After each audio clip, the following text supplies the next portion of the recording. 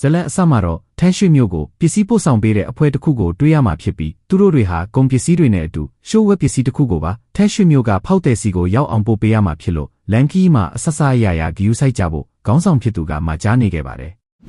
လန်ကူလက်တနေရာမှာတော့ဝမ်လင်းကိုတွေးလိုက်တာကြောင့်သွားစစ်ဆေးကြည့်ဖို့ခေါင်းဆောင်ဖြစ်သူကရန်ဆန်းကိုခိုင်းလိုက်ပါတယ်ရန်ဆန်းလည်းမြင်းကိုဒုံဆိုင်မောင်းပြီးဝမ်လင်းစီကိုဒလမန်ကျန်းတိုးဝင်သွားခဲ့ပေမဲ့ဝမ်လင်းကတော့အေးအေးလူလူပဲကြည့်နေခဲ့ပါတယ်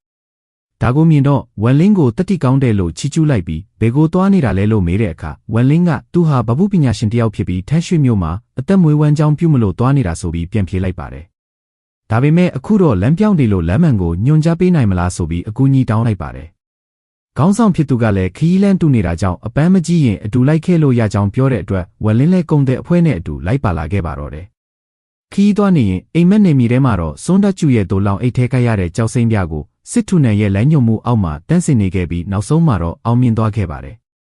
်တန်းစင်သွားတဲ့ကြောက်စိမ့်ပြကအမြူတေဖွဲ့စည်းခြင်းအဆင့်ကျင့်ကြံသူကိုတောင်တစ်ချက်တည်းတိုက်ခိုက်နိုင်စွမ်းရှိတဲ့အဖိုးတန်မြူတေရတနာအဆင့်ကိုရောက်ရှိသွားခဲ့ပါတော့တယ်စွန်းတက်ကျူရဲ့လက်ထဲမှာအသုံးမဝင်ခဲ့တဲ့အရာကစစ်ထုနန်ရဲ့ဉာဏ်ပညာကြောင့်တောက်ပလို့လာခဲ့တာပဲဖြစ်ပါတယ်တစ်ဖက်မှာလည်းဝမ်လင်းကချီဆူဆောင်ခြင်းနောက်ဆုံးအဆင့်ဖြစ်တဲ့အဆင့်15ကိုရောက်ရှိနေခဲ့တာဖြစ်ပြီးထန်နီပတီဆေးရဲ့နောက်ထပ် dressing တစ်ခုဖြစ်တဲ့တစ်တာ dressing ကိုအဆင့်မြင့်တင်ပေးနိုင်မယ်ဆိုရင်သူရောအုံမြင့်တိဆောက်ခြင်းအဆင့်ကိုတက်လို့ရနိုင်မလားဆိုပြီးစစ်ထုနန်ကိုမေးမြန်းနေခဲ့ပါတယ်။ဒါပေမဲ့စစ်ထုနန်ကတော့ဒီတိုင်းကျင့်ကြံတာကနေကွေးတဲ့အတွက်မြင်မြန်ဆင့်တက်ခြင်းရင်အုံမြင့်လူမဟာကျင့်စဉ်နဲ့အခြားတစ်ယောက်ရဲ့အုံမြင့်ကိုခိုးယူလိုက်ဖို့အကြံပေးနေခဲ့ပါတယ်။ဝမ်လင်းကတော့ဒါဟာအခြားတစ်ယောက်ရဲ့အသက်ကိုထိခိုက်စေမှာဖြစ်တဲ့အပြင်ပထမဆုံးသူကလည်းအမြူတေအဆင့်ကိုအနိုင်ယူနိုင်မှာမဟုတ်သလိုအပြစ်မရှိသူပေါ်မှာလည်းဒီလိုမျိုးမလုပ်ချင်ဘူးဆိုပြီးညှင်းပယ်လိုက်ပါတယ်စစ်ထုနန်ကတော့ကျင့်ကြံခြင်းလောကမှာလူတိုင်းကရက်စက်တဲ့သူတွေဖြစ်တယ်လို့ကျင်နာသနာတက်တဲ့စိတ်နဲ့ဆိုရင်အနည်းနဲ့အမြတ်အသက်ခံရမှာပဲဆိုပြီးဝက်လင်းနားလဲအောင်ရှင်းပြနေခဲ့ပါတယ်။ညရောက်တဲ့အချိန်မှာတော့စခန်းချနားကြရင်မီးပုံတစ်ခုအနားမှာလူကြီးမင်းလီကိုလူတိုင်းကဘေရင်ကြည့်ခိုင်းကြပါတယ်။လူကြီးမင်းလီကလည်းအကုန်လုံးကိုကြည့်ပေးမယ်ဆိုပြီးရန်ဆန်းကိုစားကြည့်တဲ့အခါအနာဂတ်မှာတိမ်မဲတွေဖုံးတွေကအသက်အန္တရာယ်တစ်ခုနဲ့ကြုံတွေ့ရမှာဖြစ်ပြီးကြော်လွှားနိုင်ရင်တော့3 လအတွင်းအိမ်အောင်ကြမှာဖြစ်ကြောင်းအာယုံခံကပြောလိုက်ပါတယ်နောက်တစ်ယောက်ကိုကြီးလိုက်တဲ့အခါထိုလူကလည်းရန်ဆန်းတိုင်းပဲဖြစ်နေတာကြောင့်ထိမ့်လန့်သွားခဲ့ရပြီးလူတိုင်းကိုကြီးလိုက်တဲ့အခါရလက်ကအတူတူသာဖြစ်နေခဲ့ပါတယ်။နောက်ဆုံးကြံနေတဲ့ဝက်လင်းကိုကြီးလိုက်တဲ့အခါစစ်ထုနန်ကသူ့ရဲ့တိုက်ပွဲမညံတစ်ခုကိုပြသလိုက်တာကြောင့်လူကြီးမင်းလီတယောက်အလွန်သွေးပြက်လို့သွားခဲ့ရပါတော့တယ်။ဒီလိုအချိန်မှာအဖွဲသားတွေကတယောက်ရဲ့နာကျင်စောအော်ဟစ်တန်ကိုကြားလိုက်ရတဲ့အတွက်လူတိုင်းကိုစီလက်နဲ့များဆွဲထုတ်ကသတိအနေထားပြင်လိုက်ကြပါတယ်။တိုက်ခိုက်လာတဲ့သူကအချင်းချင်းတိနေကြတဲ့ဆုံးရှင်လို့ခေါ်တဲ့သူဖြစ်ပြီးဂျင်းစင်းလာလို့တာဖြစ်လို့တေမျိုးအချင်းချင်းတိုက်ပွဲဖြစ်ကြတော့မဲ့အချိန်မှာမီးလုံးတစ်လုံးကရောက်ရှိလာခဲ့ပြီးရှိုဆန်းရဲ့လက်အောက်ငယ်သားတွေကတယောက်ကိုပြာချပစ်လိုက်ပါတယ်။ထို့အတူဂျင်းစင်းမပေးရင်အကုန်တေးရမယ်ဆိုတဲ့ကျင့်ကြံသူတယောက်ရဲ့စကားကိုလည်းကြားလိုက်ကြရပါတယ်။ဝက်လင်းကတော့အတန်ကိုကြားတာနဲ့ဂျန်ဟူမန်တန်းတိလိုက်ပါတယ်။ရှိုဆန်းတို့လည်းကျင့်ကြံသူတယောက်ကလာလို့တာဖြစ်လို့ဘာမှမတက်နိုင်တော့ပဲအသားတကြီးထုတ်ပေးလိုက်ပြီးဆုံးရှစ်လက်ထဲရောက်တော့မဲ့အချိန်မှာဝက်လင်းကကြားဖြတ်လူယူလိုက်ပါတယ်။ဆုံးရှင်ကဝက်လင်းကိုအတင်းရဲနေတာလားဆိုပြီးအရင်စတိုက်ပေမဲ့တကွက်ထဲနဲ့သူ့သာသတိလစ်သွားခဲ့ပါတယ်။မိတ်ဆွေဟောင်းကိုမြင်တာတော့ထွက်မတွေ့ဘူးလားဆိုပြီးဝက်လင်းကမေးတဲ့အခါကျက်ဟူတယောက်ထွက်လာခဲ့ပေမဲ့ဝက်လင်းကိုမသိဘူးဂျင်းစင်းထားပြီးထွက်သွားလိုက်တော့ဆိုပြီးပြောပါတယ်။ဝက်လင်းကတော့ကျက်ဟူကိုမြင်ချင်းတခုခုမူးမမှန်နေတာကိုသတိထားမိလိုက်တာကြောင့်ဂျင်းစင်းကိုပေးလိုက်ပါတယ်။အဲ့ဒီအချိန်မှာကျက်ဟူရဲ့ဆရာဖြစ်သူရောက်ရှိလာခဲ့ပြီးလူတချို့ကိုတက်ကသွေးလုံးများအဖြစ်တန့်စင်ပြီးမျိုးချလိုက်ပါတယ်။ပြီးတာနဲ့ကျန်းဟူကိုမင်းပါလို့မိတ်ဆွေဟောင်းနဲ့တွေ့တာတော့မခေါ်ပြောနိုင်တာလဲလို့မေးတဲ့အခါကျန်းဟူကသူတို့အချင်းချင်းမသိပါဘူးလို့ပြန်ဖြေပါတယ်။ဒါဆိုရင်ချီစုဆောင်မှုအဆင့်8လေးကိုသွေးလုံးအဖြစ်တန့်စင်လိုက်ရင်ငါရဲ့ကျင့်ကြံမှုတွေတိုးတက်လာမယ်ဆိုပြီးပြောတဲ့အခါကျန်းဟူကဆရာဖြစ်သူကိုစားလုပ်ပေးမယ်ဆိုပြီးဝက်လင်းစီကိုတိုးဝင်သွားလိုက်ပါတယ်။တကယ်တော့ကျန်းဟူကဆရာဖြစ်သူရဲ့ဖိအားပေးထိန်ချုပ်ထားတာကိုခံနေရတာဖြစ်ပြီးဝက်လင်းဒုက္ခရောက်မှဆိုတဲ့အတွက်မတိကျင်အောင်ဆောင်ထားတာဖြစ်ပါတယ်။အခုလဲနက်ခီသောအဆောင်ကိုလက်ထဲဖွဲ့ပြီးဝက်လင်းကိုကူညီပေးမှဖြစ်ပေမဲ့ဆရာဖြစ်သူကရိပ်မိနေခဲ့တာကြောင့်ကျန်းဟူကိုချုံနှောင်လိုက်ပါတော့တယ်။ကျန်းဟူလည်းတငယ်ချင်းဖြစ်သူကိုလွတ်ပေးဖို့တောင်းပန်နေပေမဲ့ဆရာဖြစ်သူရဲ့ဒဏ်ပေးခြင်းကိုသာခံလိုက်ရပါတယ်။တစ်ဖက်မှာလည်းစစ်ထုနန်ကကျန်းဟူကိုထဲမှာထိန်းချုပ်ခြင်းစိတ်ချထားတာဆိုတဲ့အကြောင်းရှင်းပြနေပါတယ်။စွန်းဒတ်ကျူစီကနေရရှိခဲ့တဲ့ယတနာလက်နက်တွေနဲ့ဝက်လင်းကစတင်တိုက်ခိုက်တဲ့အခါတစ်ဖက်ကလည်းထူးဆန်းတဲ့ဓာပြန်တစ်ချောင်းနဲ့ပြန်လည်တိုက်ခိုက်နေကြရင်အဆင့်တူနှစ်ယောက်ကြားကတိုက်ပွဲကနည်းနည်းလေးမှအမခံလို့မရတော့ပါဘူး။တိုက်ခိုက်နေရင်ဝက်လင်းကချီစုဆောင်မှုအဆင့်8မဟုတ်တော့တာကိုသိလာခဲ့ပေမဲ့ဓာပြန်ပေါ်ယုံကြည်မှုရှိတာကြောင့်အုံမြင့်တိဆောက်ခြင်းအဆင့်ဆိုရင်တော့ဓာပြန်အောက်ကနေလွတ်မြောက်နိုင်မှာမဟုတ်ဘူးဆိုပြီးဓာအိမ်တဲကိုတဝက်ခန့်ထိုးသွင်းလိုက်ပါတယ် ချက်ချင်းပဲဓာပြန်ကအနီရောင်ကိုပြောင်းသွားခဲ့ပြီးပုံမမြင်ဆန်လာတဲ့အတွက်သတိထားပြီးရင်ဆိုင်နေရင်မကြာခင်ကမှတန့်စင်ထားတဲ့ချိတ်တစိတ်ကိုအသက်သွင်းလိုက်ပြီးဓာပြန်ကိုချုပ်နှောင်ဖို့ကြိုးစားလိုက်ပါတယ်ပထမတော့ခက်ခက်ခဲခဲချုပ်နှောင်ရပေမဲ့ကြာလာတာနဲ့အမျှအစီရင်ချိတ်တစိတ်ကလည်းအားကောင်းလာခဲ့ပြီးအမြူတရတနာတစ်ခုရဲ့အစွမ်းကိုထုတ်ပြလာခဲ့ပါတယ်ကျန်းဟူရဲ့ဆရာဖြစ်သူလည်းအမြူတရတနာတစ်ခုကိုတော့ရင်မဆိုင်နိုင်တာကြောင့်အမြန်ဆုံးထွက်ပြေးလိုက်ပြီးသူဟာကြီးမောလူအိုကြီးလက်အောက်ကတပည့်တယောက်ဆိုတဲ့အကြောင်းထုတ်ပြောက၆လက်လိုက်ပါတယ်ဒါပေမဲ့တပ်ဖို့ဆုံးဖြတ်ထားတဲ့ဝက်လင်းကစွမ်းအားများစွာနဲ့တိုက်ခိုက်လိုက်တာကြောင့်မကုခံနိုင်တော့ပဲချိတ်တစိမ့်နဲ့တိုက်မိသွားပြီးခန္ဓာကိုယ်လည်းပြဖြစ်သူပြောင်းလဲကတေဆုံးသွားခဲ့ရပါတယ်ဝက်လင်းကတော့တိုက်ပွဲတွေးကြုံတဲ့ရလိုက်တယ်လို့ထူးဆန်းတဲ့တပြင့်ကိုလည်းရလိုက်တာကြောင့်ကျဉ်းနေခဲ့ပါတယ်ဆရာဖြစ်သူတည်သွားတဲ့အတွက်ကျန်းဟူလည်းလွတ်လပ်သွားခဲ့ပြီးအခုမှပဲတိတိကျကျစကားပြောနိုင်လာပါတယ်မျက်မြင်သက်သေတွေကဒုက္ခတွေဖြစ်လာနိုင်လို့အကုန်လုံးကိုရှင်းပြမယ်ဆိုပြီးကျန်းဟူကလုံးတယ်လို့ဝက်လင်းကသူ့ကိုတားဆီးလိုက်ပါတယ်ပြီးတာနဲ့တမဲ့အစားသူတို့ရဲ့မှတ်ညံပိုင်းစာတစ်ခုကိုသာဖျက်ပစ်လိုက်ပြီးလွတ်ပေးလိုက်ပါတယ်ဒါကလုံခြုံသွားပြီလို့တော့အမမခံနိုင်ပါဘူးပြီးတာနဲ့အရက်တူတောက်ရှေးဟောင်းနှောင်းဖြစ်တွေပြောကြရင်ထန်ကြားမြို့ကိုသွားမယ်ဆိုပြီးဆုံးဖြတ်လိုက်ကြပါတယ်ထန်ကြားမြို့ဆိုတာကထမ်းမိသားစုရဲ့ကျင့်ကြံခြင်းမျိုးတစ်ခုဖြစ်ပြီးတရေသားအဆင့်ကျင့်ကြံသူဘိုးဘေးတယောက်ရှိတာကြောင့်ကြောက်တိုင်းပြည်မှာအင်အားကြီးပြီးရမ်းမဆက်ရကြတဲ့အထဲမှာပါပါတယ်မြို့ထဲမှာပြန်တန်းခြင်းနဲ့တိုက်ခိုက်ခြင်းကိုတားဆီးထားသလိုအပြင်းလူတွေကလည်းဝိညာဉ်ကြောက်တုံးပေးရင်မြို့ထဲကိုအလွယ်တကူဝင်လို့ရနိုင်ပါတယ်မြို့ထဲဝင်မဲ့အချိန်ခေါင်းတလားတစ်ခုနဲ့အုံမြင့်တိဆောက်ခြင်းအဆင့်ကျင့်ကြံသူတယောက်ကိုမြင်လိုက်ကြတဲ့အတွက်ကျန်းဟူကဝက်လင်းကိုဝေးဝေးရှောင်နေဖို့သတိပေးလိုက်ပါတယ်ထိုလူကရှီရင်ကိုင်းဆိုတဲ့အလောင်းကောင်တန့်စင်ခြင်းကိုင်းတစ်ခုကဖြစ်ပြီးကျင့်ကြံခြင်းတိုင်းပြည်တိုင်းမှာဂိုင်းခွဲတစ်ခုရှိတဲ့အထိရှီရင်ကိုင်းကအင်အားကြီးပါတယ်ပြောရရင်ကျူးချွဲကြိုတစ်ခုလုံးမှာသူ့ခြေသူလက်တွေကြီးပဲလို့သတ်မှတ်နိုင်ပြီးအဓိကကျင့်ကြံတာကတော့အလောင်းကောင်ရုပ်သေးပြုလုပ်တာပဲဖြစ်ပါတယ်တက်ခိုကန်တစ်ခုမှာတော့ဝက်လင်းကအသိစိတ်ရှိနေတဲ့ဓာပြန်ကိုချိတ်တစိတ်တော်အသုံးပြုတာတောင်မှခက်ခက်ခဲခဲတန့်စင်နေရပါတယ်အမြန်ဆုံးတန့်စင်နိုင်တဲ့နီလန်းရှိလားဆိုပြီးစစ်ထုနန်ကိုမေးတဲ့အခါသွေးတန့်စင်ခြင်းဆိုတဲ့နီလန်းတစ်ခုရှိကြောင်းစစ်ထုနန်ကပြန်ဖြေပါတယ်သွေးတန့်စင်ခြင်းနီလန်းဆိုတာမိမိရဲ့ဝိညာဉ်သွေးနဲ့အစွမ်းထက်လက်နက်ကိုတန့်စင်ရတာဖြစ်ပြီးကောင်းကျိုးနဲ့ဆိုးကျိုးတွန်တွဲနေလျက်ရှိတာဖြစ်ပါတယ်ကောင်းကျိုးကတော့မြ мян ဆန်ဆန်တန့်စင်နိုင်တာဖြစ်ပေမဲ့ဆိုးကျိုးကတော့ယတနာလက်နဲ့ပျက်စီးသွားတဲ့အခါတံပြန်ခံစားရမှာကအတော်ကိုပြင်းထန်တာဖြစ်လို့လုံးရဲပါမလားဆိုပြီးစစ်ထုနန်ကသွေးတိုးဆန်းလိုက်ပါတယ်လိုအပ်လာရင်ကိုပါရက်ဆက်နိုင်တဲ့ဝက်လင်းကတော့လုံးရဲဆိုပြီးပြန်ဖြေလိုက်ပါတယ်ဒါကြောင့်စစ်ထုနန်ကမင်းသားဒီလိုမျိုးသူများပေါ်ကိုရက်ဆက်နိုင်ရင်အုံမြင့်တိဆောက်ခြင်းအဆင့်ကိုရောက်တာကြဖို့ဆိုပြီးဝက်လင်းတယောက်ပို့ပြီးရက်ဆက်တက်လာအောင်တန်ပူတော့နာနာထုပေးနေခဲ့ပါတယ်ဒီအချိန်မှာအခန်းပြင်ဘက်ကနေကျန်းဟူကအတူတူကျင်စင်းသွားရောက်ဖို့လာခေါ်ပေမဲ့မအားတာကြောင့်ညှင်းလိုက်ပြီးဆက်လက်တန့်စင်ပြန်ပါတယ်တစ်ဖက်မှာတော့ဝက်လင်းတို့နှစ်ယောက်ကထန်းရွှေမြို့မှာပုန်းနေတာကြောင့်မြို့ရဲ့စီးမြင့်များအရာကြီးမောလူအိုကြီးကိုယ်တိုင်တိုက်ခိုက်လို့မရတာကြောင့်လက်ဆောင်ပနာနဲ့အတူတရေသားအဆင့်ဘိုးဘေးကြီးထန်းဟော့ယွန်ကိုအေးအေးယူပေးဖို့လာရောက်တိုင်ကြားနေခဲ့ပါတယ်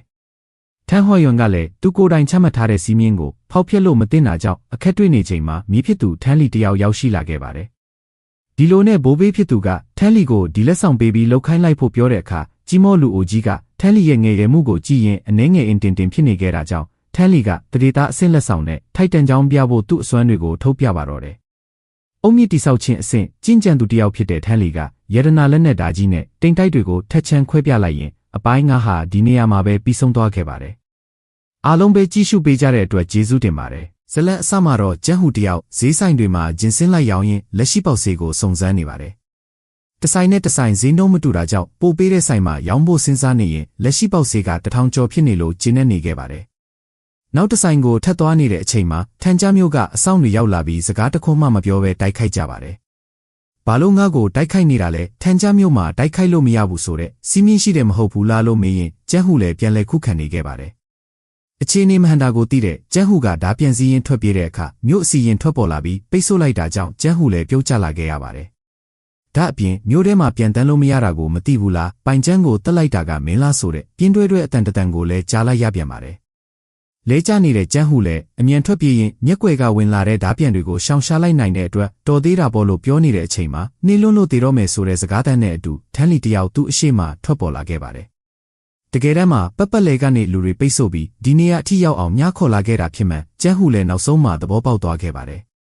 ထန်းလီကလည်းမင်းလိုကောင်ကိုတော့ဒုက္ခခံပြီးလိုက်ဖမ်းနေစရာမလိုဘူးဆိုပြီးရည်တဲ့ပြောလိုက်ပါတယ်။မင်းဘသူလဲလို့ကျန်းဟူကမေးတဲ့အခါမင်းကိုတမဲလူဆိုပြီးထန်းလီကပြန်ဖြေတဲ့အတွက်ကျန်းဟူလည်းမီးလက်ဝါးနဲ့စတင်တိုက်ခိုက်လိုက်ပါတယ်။တစ်ဖက်မှာတော့ဓာပြန်ကိုတန့်စင်နေတဲ့ဝက်လင်းတယောက်ခက်ခဲနဲ့ပဲလှုပ်ဆောင်နေရပါတယ်။ အတိညာဉ်ရှိနေတဲ့ယတနာတစ်ခုကထင်ထားတာထက်ပိုပြီးတန့်စင်ရခက်နေတာကြောင့်စစ်ထုနံပြောတဲ့သွေးတန့်စင်ခြင်းနီလန်းကိုအသုံးပြုလိုက်ပါတယ်။သွေးစီနှစ်တစ်စက်ကိုထုတ်ယူလိုက်ပြီးဓာပြန်နဲ့ပေါင်းစည်းစေလိုက်ကတန့်စင်မှုကိုပြန်လဲစတင်လိုက်ပါတယ်။သွေးတန့်စင်ခြင်းနီလန်းကိုအသုံးပြုလိုက်တာနဲ့ဓာပြန်ကပုံမိုရုံးကန်လာသလိုဝက်လင်းကိုပါတိုက်ခိုက်လာလို့သတိထားပြီးလှုပ်ဆောင်နေခဲ့ရပါတယ်။အချိန်တစ်ခုကြာတဲ့နောက်မှာတော့အထက်ဆင့်အမြူတွေယတနာဖြစ်တဲ့ဓာပြန်ကိုအောင်မြင်တန့်စင်နိုင်ခဲ့တဲ့အတွက်ဝမ်းသာနေတာကိုမြင်တော့စစ်ထုနံကဓာပြန်ကျိုးရင်မင်းပါထိခိုက်မှဆိုပြီးသတိထားပြီးအသုံးပြုဖို့ပြောနေခဲ့ပါတယ်။အဲ့ဒီအချိန်အပြင်ဘက်ကနေမျိုးဆောင်တွေလာနေတာကိုအာယုံခံမိလိုက်ပြီးအခြေအနေကိုသဘောပေါက်တာကြောင့်ချက်ချင်းဆိုသလိုပြတင်းပေါက်ကနေအမြန်ဆုံးထွက်ပြေးပါတော့တယ်။ညံများတဲ့ဝက်လင်းကမြို့ထဲမှာဝယုံသုံးကားဖြစ်အောင်လုပ်ရင်အဆောင်ချို့ကိုအာယုံလွှဲလိုက်ပြီးဓာပြန်စည်းဖို့လုပ်ကြည့်တဲ့အခါတားမြစ်စီရင်ကိုသတိထားမိလိုက်တာကြောင့်ချက်ချင်းဆိုသလိုပြန်ရုပ်သိမ်းလိုက်ပါတယ်ပြီးတာနဲ့မြို့တကားရှိတဲ့ဘက်ကိုတွားရမယ့်အစားမြို့တဲကိုပြန်လဲလိုက်တာကြောင့်စစ်ထုနံကမေးတဲ့အခါကျန်းဟုကိုကဲမလို့ဆိုပြီးပြန်ဖြေပါတယ်။အဆောင်တွေကိုတိုက်ခိုက်ရင်မြို့တဲဘက်ကိုတွားနေခဲ့ကအန်ဒီရဲ့တစ်ခုခုကိုမတိစိတ်ကအလိုလိုခံစားမိတာကြောင့်ဘေးတစ်ဖက်ကိုခုံရှောင်လိုက်တဲ့အတွက်ဓာပြန်နဲ့လွဲသွားခဲ့ရပါတယ်။ဓာပြန်မှာပါတဲ့စွမ်းအားကိုတွက်ဆကြည့်လိုက်တဲ့အခါတိုက်ခိုက်သူကအုံမြင့်တိဆောက်ခြင်းနှောင်းပိုင်းအစင်းကျင့်ကြံသူတယောက်ဖြစ်တာကိုသိလိုက်ရတဲ့အတွက်စိတ်တွေလေးလာခဲ့ပါတယ်အဲ့ဒီအချိန်ထန်းလီရောက်လာပြီးပါနတ်တဲ့သူတွေကတကယ်ကိုအလုံးရှုပ်တယ်မင်းကြောင့်တခင်လေးကိုယ်တိုင်လာဖမ်းနေရပြီဆိုပြီးဝက်လင်းအနောက်မှာချက်ချင်းပေါ်လာကတိုက်ခိုက်လိုက်တာကြောင့်ဆိုင်တဆိုင်တဲ့ဂျွန်းပြဝင်သွားခဲ့ရပါတယ်ပြီးတာနဲ့ကျန်းဟုရဲ့အလောင်းကိုထုတ်ပေးလိုက်ပြီးမကြခင်မင်းလဲသူနဲ့တွေ့ရမှဆိုပြီးပြောလိုက်တာကြောင့်ရညိုးမရှိပဲဘာလို့အခုလိုလုပ်ရတာလဲလို့ဝက်လင်းကမေးတဲ့အခါအခြားသူကလက်ဆောင်ပေးပြီးခိုင်းတော့လဲအာနာလိုလုပ်ပေးတာဆိုပြီးပြင်းပြီးစွာပြန်ဖြေလိုက်ပါတယ်ဝက်လင်းလဲကျန်းဟုရဲ့မျက်လုံးကိုပိတ်ပေးလိုက်ပြီးနောက်ဒေါသထွက်နဲ့ဓာပြန်ကိုသုံးရင်းစတင်တိုက်ခိုက်ပါတော့တယ်။ဒါပေမဲ့ဝက်လင်းရဲ့အလင်းငိုက်တိုက်ခိုက်မှုကိုအသာရပဲကာကွယ်လိုက်ပါတယ်။တကယ်လို့ဝက်လင်းကသာအုံမြင့်တိဆောက်ခြင်းအဆင့်ကိုရောက်နေရင်တော့ထိတ်တိုက်ရင်ဆိုင်နိုင်လောက်ပေမဲ့အခုချိန်မှာတော့တိုက်ပွဲကဘလို့ပဲတိုက်တစ်ဖက်ဆောင်နှင်းဖြစ်လို့နေရပါတယ်။ထိတ်တန့်ရတနာဖြစ်တဲ့ဝက်လင်းရဲ့ဓာပြန်ကိုလည်းထန်းလီတယောက်မျက်စိကျသွားတာကြောင့်မင်းတရင်ငါယူလိုက်မယ်ဆိုပြီးရန်စနေခဲ့ပါတယ်ဒီအတိုင်းတိုက်ခိုက်နေရင်အနေနဲ့အမြန်သေးဖို့တလန်းသာရှိလို့ဓာပြန်ကိုအယောင်ပြလိုက်ပြီးဘေးနားမှာရှိနေတဲ့ဂျုံအိတ်ကိုထန်းလီစီပစ်လိုက်တာကြောင့်ပောက်ကွဲသွားပြီးမြင်ကွင်းကရှုပ်ထွေးသွားခဲ့ရပါတယ်။ဝက်လင်းလည်းအခွင့်ရေးရတာနဲ့ခြေထောက်မှာနက်ခီးသောအဆောင်ကိုကတ်လိုက်ပြီးချက်ချင်းထွက်ပြေးပါတယ်။ပြန်တန်းလို့မရတာကြောင့်နက်ခီးသောအဆောင်ရဲ့အမြန်နှုန်းကိုအားကိုးရင်းထွက်ပြေးနေတဲ့အချိန်ထန်းလီကတော့ဓာပြန်စီးရင်လိုက်ဖမ်းပါတော့တယ်။တကယ်တမ်းမှာစီးမြင့်ဆိုတာကထန်းမိသားစုအပေါ်မှာတော့မတက်ရောက်တဲ့အတွက်ထန်းလီကတော့ပြန်တန်းလို့ရပါတယ်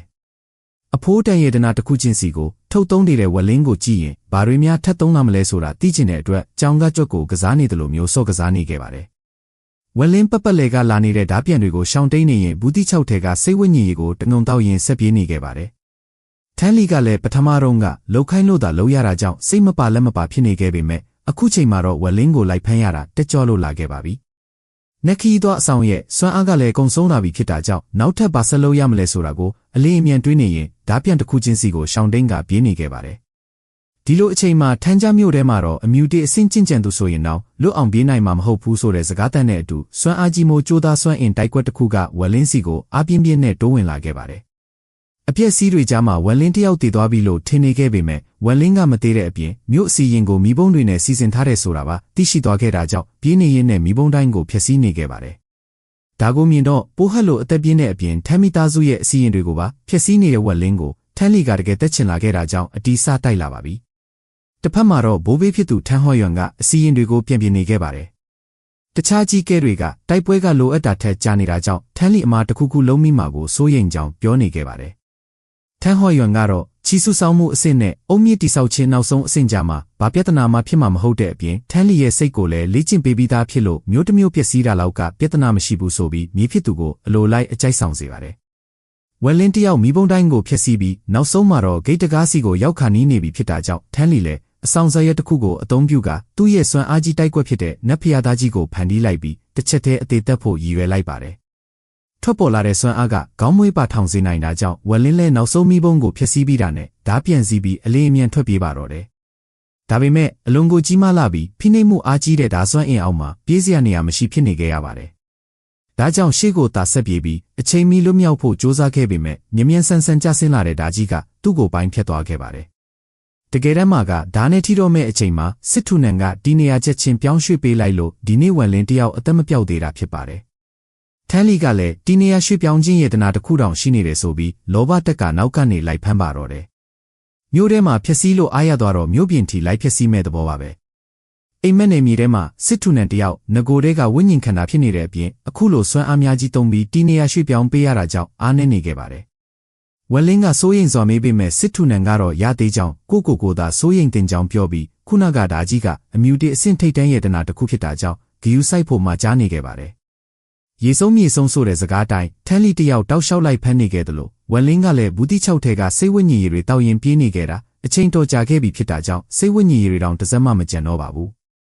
နှစ်ဖက်စလုံးကအားကုန်လာတဲ့အထိအချိန်တစ်ခုကြာအောင်ပြေးတန်းလိုက်တန်းလုံးနေခဲ့ကြပြီးဝက်လင်းကပြေးနေရင်ရုတ်တရက်ဓာပြန်နဲ့ကောက်ပစ်လိုက်တာကြောင့်ထန်းလီတယောက်ထိတ်လန့်သွားခဲ့ရပါတယ်။ဒါပေမဲ့တရီသားအဆင့်အကာအကွယ်ရတနာတစ်ခုထွက်ပေါ်လာပြီးထန်းလီကိုကာကွယ်ပေးလိုက်တာကြောင့်အသက်ဘေးကနေလွတ်သွားခဲ့ရခြင်းဖြစ်ပါတယ်။ဓာရှာပြီးတွေးထွက်သွားတာကြောင့်စားတိုက်ထဲကထန်းလီကိုထိခိုက်အောင်လုပ်နိုင်တာပထမဆုံးကြိမ်လို့ပြောလို့ရပါတယ်။စမ်းကျစ်ရွှေစိတ်နှလုံးအကာအကွယ်ခြင်းမုံပြင်ကြောင့်ဝက်လင်းရဲ့အလင်းငိုက်တိုက်ခိုက်မှုမအောင်မြင်ခဲ့ပေမဲ့ထန်းလီရဲ့ဒေါသကိုတော့နှိုးဆော့ပေးနိုင်ခဲ့ပါတယ်။ဒါကြောင့်နတ်ဖျားသားကြီးကိုထုတ်ဖော်လိုက်ပြီးနောက်တစ်ကြိမ်ခုတ်ချလိုက်တာကြောင့်စစ်ထုနဲ့လည်းနောက်တစ်ကြိမ်ဒီနေရာပြောင်းပေးလိုက်ရပြန်ပါတယ်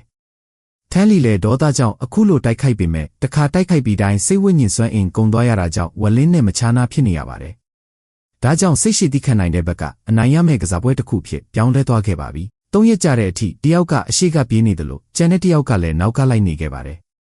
ဝက်လင်းရဲ့ဘူးတိချောက်တွေထဲမှာစိတ်ဝိညာဉ်ရည်တွေတစ်စက်မှမကျန်တော့သလိုစစ်ထုနန်ကလည်းအလွန်အားနည်းနေပြီဖြစ်တာကြောင့်နောက်တစ်ကြိမ်နေရာပြောင်းပေးဖို့မတက်နိုင်တော့ပါဘူး။နီလန်တစ်ခုပြောင်းမှဖြစ်မှာမို့လို့အာယုံခံလိုက်တဲ့အခါအရှိနာမှာထူးဆန်းတဲ့တောအုပ်တစ်ခုတွေးလိုက်ရတာကြောင့်ဖြစ်ချင်တာဖြစ်ဆိုပြီးတောအုပ်ထဲကိုဝင်သွားလိုက်ပါတယ်။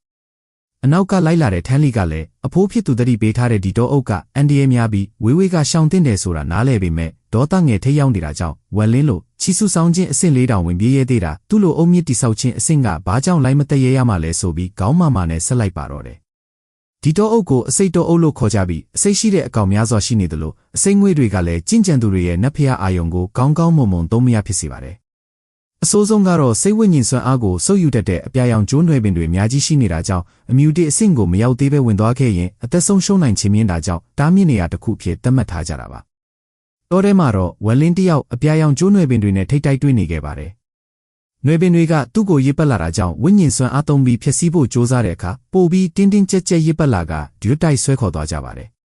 စစ်ထုနန်ကစိတ်ဝိညာဉ်စွမ်းအားထုတ်သုံးတာကိုရက်လိုက်ပြီးမူလစွမ်းအားနဲ့သာခုခံဖို့အလော30ပြောနေခဲ့တာကြောင့်ဝက်လင်းလည်းပြောတဲ့အတိုင်းလုပ်လိုက်ပါတယ်။အဲ့ဒီအခါကျမှနွယ်ပင်တွေကအသက်မဲ့သွားသလိုတာမန်နွယ်ပင်များအဖြစ်သို့ပြောင်းလဲသွားကြပါတယ်။တကယ်တမ်းမှာနွယ်ပင်တွေကစိတ်ဝိညာဉ်စွမ်းအားသုံးလေပိုပြီးရစ်ပတ်လေဖြစ်တယ်လို့နောက်ဆုံးမှာတော့ခြောက်ကပ်သွားတဲ့အထိဝိညာဉ်စွမ်းအားတွေကိုစုပ်ယူမှာဖြစ်ပါတယ်။သွေးစီနဲ့ဆိုရင်တော့ပိုပြီးကြိုက်တဲ့အကြောင်းစစ်ထုနန်ကရှင်းပြနေခဲ့ပါတယ်။အဲ့ဒီအချိန်ထန်းလီရဲ့အငွေ့အသက်ကိုခံစားလိုက်ရတာကြောင့်စစ်ထုနန်ကနောက်ဆုံးလက်ကျန်စွမ်းအားနဲ့ဝက်လင်းကိုခေါ်သွားပေးမယ်ဆိုပြီးပြောနေပေမဲ့ဝက်လင်းကတော့ရက်ဆက်ဖို့အတွက်ဆုံးဖြတ်ပြီးနေပါပြီ။ပထမတစ်ခေါက်လာထိရင်ရှော့ပေးလိုက်မယ်ဒါပေမဲ့ဒုတိယတစ်ခေါက်ထပ်ထိရင်တော့အပြည့်ရှင်းပြစ်မယ်ဆိုပြီးကိုလက်ကိုဓာနဲ့လီကသွေးရမ်းကြိုက်တဲ့နွယ်ပင်တွေကိုသွေးတွေနဲ့လှမ်းပတ်ရင်ထောင်ချောက်တစ်ခုကိုအစပြိုးလိုက်ရင်ကအပိုင်း6ကပြီးဆုံးသွားခဲ့ပါတယ်။ကြည့်ရှုပေးကြတဲ့အတွက်အားလုံးကိုကျေးဇူးတင်ပါတယ်။ဇလန်အစမှာတော့လွန်ခဲ့တဲ့10နှစ်ကိုနောက်ကျောင်းပြန်ထားတာဖြစ်ပြီးမျိုးထဲမှာလူတစ်ယောက်ကိုမျိုးဆောင်တွေကလိုက်ဖမ်းနေကြတာကိုတွေးမြင်ရမှာဖြစ်ပါတယ်။အကြောင်းရင်းကတော့အဲ့လူပိုင်တဲ့မိသားစုအမွေနဲ့ယေဒနာတစ်ခုကိုထန်းလီကလိုချင်လို့ပဲဖြစ်ပါတယ်။လူတွေဝိုင်းထားတဲ့အချိန်ထန်းလီရောက်လာပြီးကိုယ်တိုင်လုံးမယ်လို့ပြောကမိသားစုအမွေနဲ့ခေါင်းလောင်းကိုထုတ်ပေးဖို့ဖိအားပေးပါတယ်။ထန်းလီရဲ့မျက်လုံးထဲမှာအစင်းနှိမ်ကျင့်ကြံသူတယောက်ရဲ့အသက်ကမျက်တပင်လောက်တောင်တန်ဖိုးမရှိပါဘူး။မိသားစုအမွေနဲ့ဖြစ်တာကြောင့်တစ်ဖက်လူကလည်းမပေးချင်တဲ့အတွက်တိုက်ခိုက်ကြရင်ထန်းလီရဲ့ဓာတစ်ချက်နဲ့အသက်ခံလိုက်ရပါတယ်။ခေါင်းလောင်းရတာနဲ့အဖိုးဖြစ်သူစီကိုအတိပေးဖို့သွားတဲ့အခါအဖိုးဖြစ်သူကလည်းထန်းလီဟာတခင်လေးတယောက်ဖြစ်တာကြောင့်လောကမှာရှိတဲ့ယတနာတိုင်းကိုပိုင်ဆိုင်ခွင့်ရှိတယ်ဆိုပြီးမဆုံးမတဲ့အပြင်ပို့ပြီးတောင်မြောက်ပေးလိုက်ပါတယ်။ဒါကြောင့်လိုချင်တာမှန်သမျှချက်ချင်းရရမယ်ဆိုတဲ့စိတ်ကငယ်စဉ်ကတည်းကရိုက်သွင်းခံထားရသဖြင့်အခုလိုစိုးသွမ်းနေရခြင်းဖြစ်ပါတယ်။လက်ရှိအချိန်မှာတော့ထန်းလီလည်းတောအုပ်ထဲထိဝင်လာခဲ့ပြီးဝက်လင်းနောက်ကိုတောက်လျှောက်လိုက်ဖမ်းနေပေမဲ့အစိမ့်ငွေတွေကြောင့်နတ်ဖျားစိတ်အာယုံကပေတရာဝင်းကျင်လောက်ပဲဖြန့်ကျက်လို့ရတော့တာကြောင့်ခရီးမတွင်ဖြစ်နေရပါတယ်။အပင်ပေါ်ကသွေးဆက်တွေကိုမြင်တဲ့အခါဒီနီးတစ်ဝိုက်မှာဝက်လင်းဖြစ်သူပုံးနေတယ်လို့ယူဆလိုက်ပြီးစွမ်းအားကြီးတိုက်ကွက်ကိုထုတ်သုံးဖို့လုပ်တဲ့အခါကျိုးနွယ်ပင်တွေလည်းစိတ်ဝိညာဉ်စွမ်းအားကြောင့်ထန်းလီကိုရစ်ပတ်ချုံနှောင်လာကြပါတယ်။ချုံနှောင်တာတဲ့နွယ်ပင်တစ်တုပ်ကိုဓာနဲ့ခုတ်ချလိုက်တဲ့အတွက်စိတ်ဝိညာဉ်စွမ်းအားကိုအာယုံခံမိလိုက်တာကြောင့်နောက်ထပ်နွယ်ပင်တစ်တုပ်ကထန်းလီရဲ့နောက်ကျောကိုတိုးဝင်လာကြပါတယ်။အဲ့ဒီအခါတတိသားအဆင့်မော်ရတနာတစ်ခုထွက်ပေါ်လာခဲ့ပြီးကာကွယ်ပေးလိုက်တာကြောင့်နောက်ကျောဘက်ကလုံခြုံသွားပေမဲ့အောက်ဘက်ကလာတဲ့နွယ်ပင်တွေကထန်းလီကိုအမိရကျုံနှောင်လိုက်နိုင်ပါတယ် အခုရေးရတာနဲ့ချက်ချင်းပဲဝက်လင်းကလည်းဓာပြက်နဲ့အလင်းငိုက်တိုက်ခိုက်လိုက်လို့ထန်းလီတယောက်ကြောင်ပိတ်မိနေခဲ့ပါပြီ။တရေသားအဆင့်အကာအကွယ်ယတနာတစ်ခုဖြစ်တာနဲ့အညီအချက်ပေါင်းများစွာတိုက်ခိုက်မှကွဲအပ်သွားခဲ့တာကြောင့်လက်နက်နဲ့ချိတ်ဆက်ထားတဲ့ထန်းလီလည်းသွေးအံလိုက်ရပါတယ်။အလင်းငိုက်လှုပ်ကြံခံလိုက်ရတာကြောင့်ထန်းလီရဲ့ဝက်ဖဲတစ်ခုပျက်စီးသွားခဲ့ရသလိုဒေါသလည်းအဆုံးစွန်ရောက်သွားတာကြောင့်စင်ကျင်တုံတရားကင်းမဲ့လာခဲ့ပါပြီ။ဒေါသတကြီးနဲ့ဝက်လင်းနောက်ကိုလိုက်နေခဲ့ပြီးမီလိုကတော့နီးမျိုးစုံနဲ့နှိပ်စက်ပစ်မယ်လို့ချိန်ဆနေခဲ့ပေမဲ့ဝက်လင်းကတော့တင်းငိမ်စွာနဲ့ပဲနောက်ထပ်ရွှေ့ကွက်တစ်ခုကိုစဉ်းစားနေခဲ့ပါတယ်။တစ်ဖက်မှာလည်းစစ်ထုနန်ကသူတို့နှစ်ယောက်ကြားမှာစွမ်းအားကအစတထောင်လောက်ကွာခြားသလိုထန်းလီကလည်းငယ်စဉ်ကတည်းကဒုက္ခမခံစားဘူးသူတယောက်ဖြစ်ပြီးခုနကအကာအကွယ်သာမရှိခဲ့ရင်တေးမတေချတယ်ဆိုပြီးရှင်းပြနေခဲ့ပါတယ်။ဒါပေမဲ့အခုမှအစပဲရှိသေးတာဖြစ်လို့ယေဒနာကိုဖျက်ဆီးပြီးရင်နောက်တစ်ချိန်မှာလူကိုပါဖျက်ဆီးပစ်မှာဆိုပြီးတွေးအေးစွာပြောလိုက်ပါတယ်။ကျိုးနွယ်ပင်တွေကထန်းလီကိုလိုက်ဖမ်းနေတယ်လို့ထန်းလီကလည်းဝက်လင်းကိုလိုက်ဖမ်းနေခဲ့ပြီးဝက်လင်းကတော့ပြေးနေရင်တခုခုကိုရှာဖွေနေခဲ့ပါတယ်။တနေရာအရောက်မှာတော့တခုခုကိုရှာတွေ့သွားဟန်ရသဖြင့်ဝက်လင်းတယောက်ပြေးနေရကနေရက်လိုက်တာကြောင့်ထန်းလီလည်းသူ့ကိုလိုက်မိလာခဲ့ပါတယ်။ဘာလို့ဆက်မပြေတော့တာလဲဆိုပြီးမေးလိုက်တဲ့အချိန်နောက်ကျောဘက်ကနေတိုးဝင်လာတဲ့ဓာပြန်ကိုသတိထားမိလိုက်တာကြောင့်အကာအကွယ်ခေါင်းလောင်းနဲ့ချက်ချင်းကာကွယ်လိုက်ရပါတယ်။ပြီးတာနဲ့သွေးစီနစ်ကိုအသုံးပြုပြီးနက်ဖျားသားတိုက်ကွက်ကိုထုတ်ဖော်လိုက်ပြီးဝက်လင်းရှိရာကိုအာကုံခုတ်ချလိုက်တာကြောင့်စစ်ထုနန်ကချက်ချင်းနေရာပြောင်းပေးလိုက်ကပျောက်ကွယ်သွားပါတော့တယ်။ဒါစွမ်းအားကြောင့်မြေပြင်မှာအကြောင်းကြီးတစ်ခုဖြစ်ပေါ်လာခဲ့ပြီးတေးချင်းချီတွေနဲ့အတူအလောင်းတစ်စီတကောင်အထဲကနေရုတ်တရက်ထွက်လာခဲ့တာကြောင့်ဝက်လင်းရဲ့လှည့်ကွက်ထဲကျသွားမှထန်းလီသဘောပေါက်လိုက်ပြီးအလေးအမြန်ခုခံလိုက်ရပါတယ်။အလောင်းတစ်စီကနက်ဆိုလန်စင်ကိုကျင့်ကြံထားတာဖြစ်ပြီးအစိမ်းရောင်မြူတဲ့အဆင့်ကိုရောက်နေတာကြောင့်စွမ်းအားကြီးတဲ့တိုက်ခိုက်မှုတွေကိုထုတ်ဖော်နိုင်တဲ့အတွက်ထန်းလီရဲ့ရွှေကောင်းလောင်းအကာအကွယ်မှာတောင်အကြောင်းတွေဖြစ်ပေါ်လာခဲ့ပါတယ်။အကာအကွယ်ယေဒနာအပြင်ချီစွမ်းအင်ကာကွယ်မှုကိုပါချိုးဖျက်နိုင်တယ်လို့နက်ဖျားဓာကြီးနဲ့တိုက်ခိုက်လဲချက်ချင်းပြန်ထပ်လာပြီးဖုတ်ကောင်တကောင်လိုဖြစ်နေတာကြောင့်ထန်းလီလည်းဆက်တိုက်နေရင်အကျိုးမရှိမှန်းသိလို့ထွက်ပြေးဖို့လုပ်ပါတယ်။စစ်ထုနန်ကဒီနေရာမှာအလောင်းတစ်စီတကောင်ရှိမှန်ဘလို့သိတာလဲလို့မေးတဲ့အခါတောအုပ်ထဲကချီစွမ်းအင်တိုင်းကဒီနေရာကိုစီးဆင်းနေတယ်လို့လမ်းတစ်လျှောက်မှာလည်းအပြာရောင်ကျိုးနွယ်ပင်တွေနဲလာတဲ့အတွက်ဒီနေရာမှာကျိုးနွယ်ပင်တွေတောင်ကြောက်ရတဲ့စွမ်းအားကြီးတည်ရှိမှုတစ်ခုခုရှိကြောင်းသိလိုက်လို့အလောင်းစားလုပ်လိုက်တာဆိုပြီးပြန်ပြေပါတယ်။အခုချိန်မှာထန်းလီကအသက်ရှင်အောင်ပြေးနေရပြီဖြစ်တာကြောင့်လက်စားချေဖို့အကောင်းဆုံးအချိန်ဖြစ်ကြောင်းစစ်ထုနန်ကအသိပေးလိုက်ပါတယ်။တရားရနေတဲ့ထန်းလီကိုလိုက်မိသွားခဲ့ပြီးဓာပြန်နဲ့တိုက်ခိုက်လိုက်လို့လက်မောင်းတစ်ဖက်ရှသွားခဲ့ပါတယ်။အနောက်ကနေအလောင်းတစ်စီကလိုက်လာနေတယ်လို့အရှိကနေဝက်လင်းကပိတ်ဆို့တိုက်ခိုက်တာကြောင့်စွမ်းအားကြီးနဲ့ဖျားတိုက်ကွက်ကိုထုတ်ဖော်လိုက်ကဘသူဓာကပိုးမြတ်မလဲဆိုပြီးအလောင်းစားလုပ်ဖို့ဆုံးဖြတ်လိုက်ပါတယ်။စစ်ထုနန်ကအန်ဒီရဲ့များတာကြောင့်အခုချက်ချင်းတီးနေရပြောင်းပေးမယ်လို့ပြောနေပေမဲ့အခွင့်အရေးကတခါပဲရမှာဖြစ်လို့အလောင်းစားလုပ်ဖို့ဝက်လင်းကဆုံးဖြတ်လိုက်ပြီးဒါနဲ့ဆင်းအားပြိုင်ကြပါတယ်။နက်ဖျားသားကြီးကအပေါ်ကနေအရှိန်ပြင်းပြင်းကျဆင်းလာတယ်လို့ဓာပြန်တစ်ချောင်းကလည်းရေပြင်းကြီးအတိုင်းထန်းလီရှိရာကိုတဟုန်ထိုးတိုးဝင်သွားခဲ့ပြီးရင်ဘက်ကိုထုတ်ချင်းဖောက်သွားခဲ့ပါတယ်။ထန်းလီထင်တာကဝက်လင်းကတိုက်ခိုက်မှုကိုရုပ်သိမ်းပြီးနေရာကူးပြောင်းလိုက်မယ်လို့ထင်ထားခဲ့တာပါ။ထန်းလီရင်ဘက်ကိုထုတ်ချင်းဖောက်သွားတယ်လို့နက်ဖျားသားကြီးကလည်းဝက်လင်းကောင်းပေါ်ကိုကျဆင်းလာခဲ့ချိန်မှာတော့စစ်ထုနန်ကလက်ကျန်စွမ်းအားလေးနဲ့ဒီနေရာပြောင်းပေးလိုက်တာကြောင့်ကက်တီးလေးလွတ်မြောက်သွားခဲ့ရပါတယ်။ပြီးတာနဲ့အလောင်းတစ်စီမရောက်ခင်ထန်းလီရဲ့အလောင်းကိုတိုးလောင်အိတ်ထဲဆုပ်ယူလိုက်ပြီးအဝေးတနေရာကိုထွက်ခွာသွားလိုက်ပါတယ်။ကြောက်ဆောင်တစ်ခုပေါ်မှာတော့ဝက်လင်းရဲ့ယူမိုက်မှုကိုစစ်ထုနန်ကအံ့ဩနေတယ်လို့စူလဲစူနေခဲ့ပါတယ်။အနှဲငယ်လေးသာနောက်ကျသွားခဲ့ရင်အသက်ဆုံးရှုံးရမှာဖြစ်လို့သူသာဆိုအခုလိုမျိုးအလောင်းစားမလုပ်ရကြောင်းဝက်လင်းနောက်တစ်ယောက်ကိုတွေးလိုက်ရကြောင်းပြောနေခဲ့ပါတယ်။ဝက်လင်းကတော့ထန်းလီရဲ့အုံမြစ်ကိုအသုံးပြုပြီးအုံမြစ်တိဆောက်ခြင်းအဆင့်ကိုတက်ဖို့ပြင်ဆင်လိုက်ပါတယ်။လက်ဟန်တစ်ခုနဲ့အတူသွေးတစ်စက်ကိုအသုံးပြုပြီးတက်ဆင်ဖို့လုပ်တဲ့အခါမှာထန်းလီရဲ့ဝိညာဉ်ကသူ့ကိုတက်ရင်အဖိုးဖြစ်သူကလက်စားချေမှာဖြစ်တဲ့အကြောင်းပြောရင်းဝက်လင်းကိုချိန်ချောက်နေခဲ့ပေမဲ့တက်ဆင်ခြင်းကိုဆက်လုပ်နေတာကြောင့်ကြောက်အားလန့်အားနဲ့အဖိုးဖြစ်သူကိုငိုပြီးတိုင်တယ်နေရပါတယ်။တစ်ဖက်မှာတော့ထန်းဟော့ယွမ်ကထန်းလီရဲ့လက်ဆွဲကနေတဆင်အရာအလုံးကိုသိနေတာကြောင့်ဘယ်ကောင်ကလုံရဲတာလဲဆိုပြီးစိတ်ဝိညာဉ်စွမ်းအားနဲ့ဝက်လင်းရှိရနေရာကိုလှမ်းကြည့်ဖို့ကြိုးစားပါတော့တယ်။ထန်းလီကိုလွတ်ပေးရင်အသက်ရှင်ခွင့်ပေးမယ်ဆိုပြီးပြောနေပေမဲ့ဝက်လင်းကတော့ထန်းဟော့ယွမ်ကပုံရိပ်ရောင်တစ်ခုဖြစ်နေတဲ့အပြင်ထန်းလီကိုတပ်ဖို့ဆုံးဖြတ်ထားတာကြောင့်ဆက်လက်ပြီးတန့်စင်နေပါတယ်။တစ်ဖက်မှာလည်းမြင်သာမြင်ရမကျင်ရဖြစ်နေတာကြောင့်မိဖြစ်သူအတွက်မရမကလက်စားချိမယ်ဆိုပြီးတက်တန်းကိုဖြုံးတီးကတတိသားအဆင့်ကျိန်စာတစ်ခုကိုဖန်တီးလိုက်ပြီးအစီရင်လက်ဆွဲကနေတဆင့်ဝက်လင်းကိုကျိန်စာတိုက်လိုက်ပါတယ်။နောက်ဆုံးမှာတော့ထန်းလီရဲ့အုံမြစ်ကိုလည်းရရှိနိုင်ခဲ့တယ်လို့ထန်းဟော့ယွမ်ရဲ့ကျိန်စာကိုလည်းအောင်မြင်မြင်ရရှိလိုက်ပါတယ်။